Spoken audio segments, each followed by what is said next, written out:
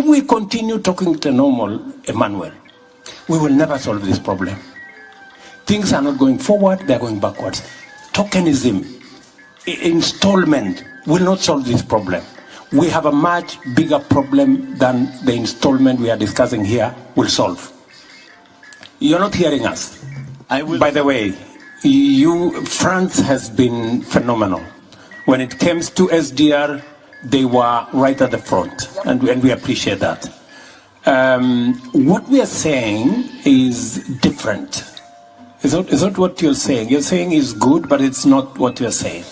We are not saying that we continue to have what the taxes France is paying, the taxes Kenya is paying in the current setup. Those are national issues. We need a financial transaction tax at a global level where even countries like Kenya pay. We do not want anything for free. You will pay more eventually because you have a bigger economy. We will pay commensurate to our economy. And we want those resources controlled not by IMF and World Bank. Because IMF and World Bank, you have the final say. We don't have no say. We want another organization of equals, where you have as much say because you pay as much as we do because we also pay. That's the organization we are looking for. And that is why we are saying we need a new financial architecture where governance, where power is not on the hands of a few people. We can agree on the governance of the institution. We can agree on the sharing of power so that all of us have access to resources that go to making sure, number one, renewable energy. We invest in decarbonization. Number two, adaptation, mitigation, smart agriculture. Number three, restoring our planet, restoring our biodiversity, and making sure our carbon sinks work. This is what we are saying, and we would appreciate a little understanding. We want to be, we are talking the normal. If we continue talking the normal, Emmanuel, we will never solve this problem. Things are not going forward, they're going backwards. Tokenism, installment will not solve this problem. We have a much bigger problem than the installment we are discussing here will solve. You're not hearing us. I will, if I may, yeah. I will answer you in 2 words to conclude. No, but at least my objective was 1 for 1. But it's feasible because I think the whole point is if you take the first laws. I agree with you if that is the case. But I mean, I love having bold people, and I take the point. It is possible to bring risk down. We have fragmented the instruments in place, so risk is not going down. We can integrate them and we can bring risk down. But this probably requires a separate session. Yeah. No, but at least you take first loss or guarantee. But just to address your point as a final conclusion, I don't know the country which would accept to have business or people being taxed if it's not voted by your people. This is a sovereign competence.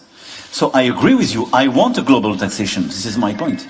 But it will be submitted to the acceptation of, and the vote of each national parliament. It's a matter of fact. There is no global tax without a national vote.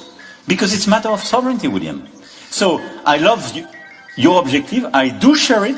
My point is I started to do it.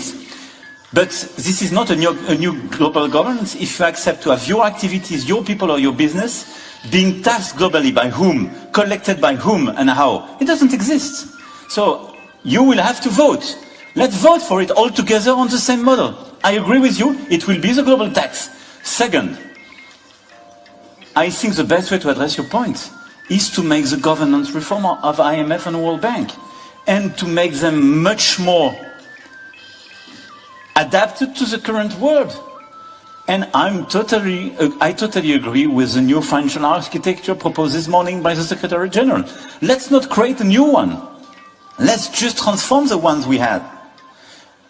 And final point, what we are discussing, I'm sorry, but I've been involved in this business probably for too many years.